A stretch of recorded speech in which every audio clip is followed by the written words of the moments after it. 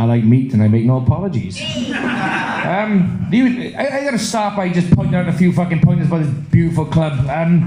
It doesn't look like Jamie Oliver's waiting to eat a banana. It looks like Jamie Oliver's got a gimp ball in his mouth waiting for the administrators to come and take every single asset he has to offer.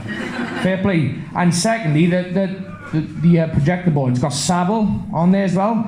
Imagine the projected imagery that could go on that board if he was here right fucking now.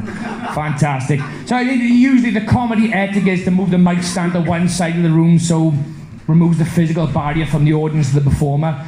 For me, it's so I don't lose my drunken fucking mind and start beating the front row to death if this all goes tits up, because it's highly fucking likely.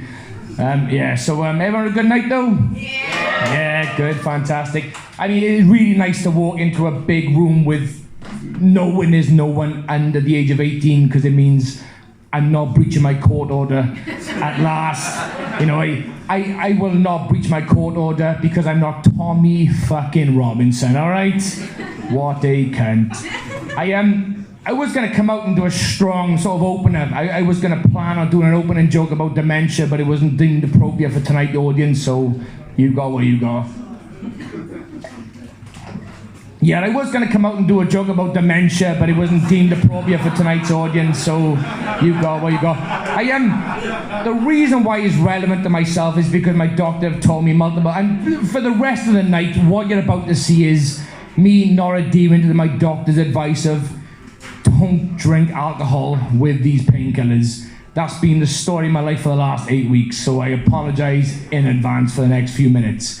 I do drink a lot, and it's potentially relating to my, short-term memory loss. At least that's what my doctor says. I don't know exactly how many units of alcohol I drink per week, but me and my partner, if I had to take a fucking wild guess, I'd probably say we drink about a recycling bin's worth of booze each a week. It is embarrassing. It's filled to the fucking brim with empty bottles of wine and vodka, glasses and beer and the like. It is shit. At 6 a.m. on a Friday morning, the bin man comes to collect the fucking bins outside my house. And at 6 a.m. when you hear the fucking sheer tonnage of empty bottles of vodka and beer and wine smashing to the bottom of the fucking ash tin is embarrassing. It sounds like the fucking Islamic Caliphate has come to my own town of Caerphilly. That's what it sounds like. Christmas time, it sounds like fucking the Polar Express has smashed at the front fucking door. It's a loud fucking noise. It does make a good 6 a.m. wake-up call for the neighbours though, so that's a good thing. Any parents in the house? Anyone got kids in here tonight? Yeah, a few boos. Yeah, me too. I want to kill my fucking self too. If there's any honest parent in the audience tonight, you're gonna fucking be honest and say that parenting is overrated. It fucking is. I'm not gonna sit here and fucking say, I hate my life. I wish my kids weren't born. That I'd be a better person without fucking kids. I wouldn't say that because that's a fucking understatement. Quite frankly, it is. It's a couple of years ago. We went to Mexico on a family holiday.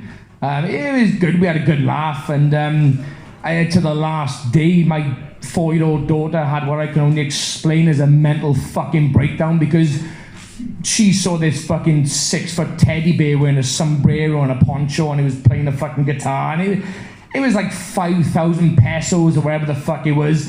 And I don't know what the exchange rate is on 5,000 pesos, but if it's got that many zeros, I ain't fucking buying, sweetheart. Fuck that shit. I need beer money for the airport. So she was having a fucking mental breakdown, and I was a bit like hangover, and I was dehydrated, I was all over the fucking shop. My wife was like, fucking eh. It was a long fucking holiday.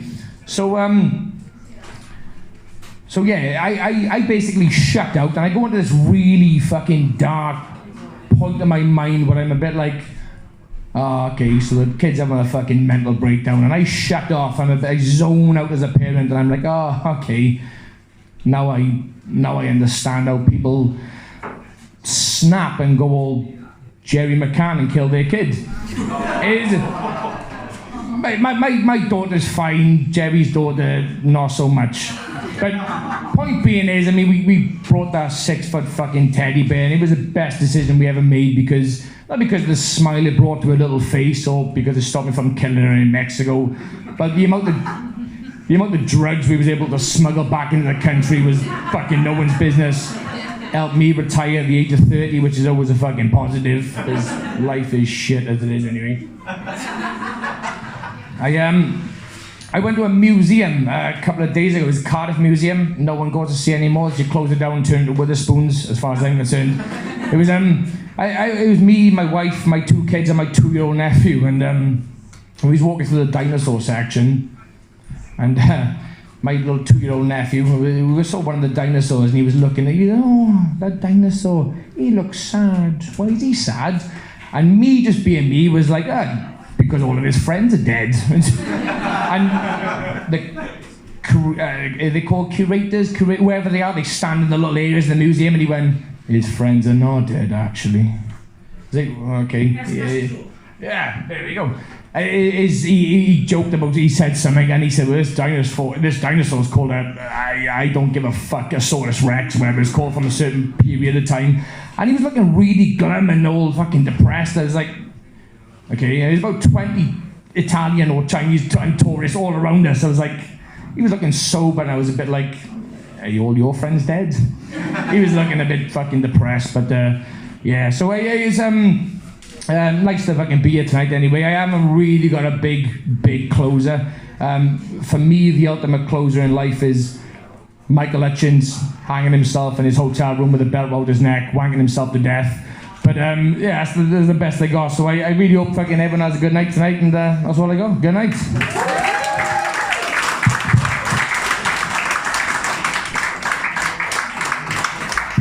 Fantastic, Joe Dykes! Yay! Fantastic.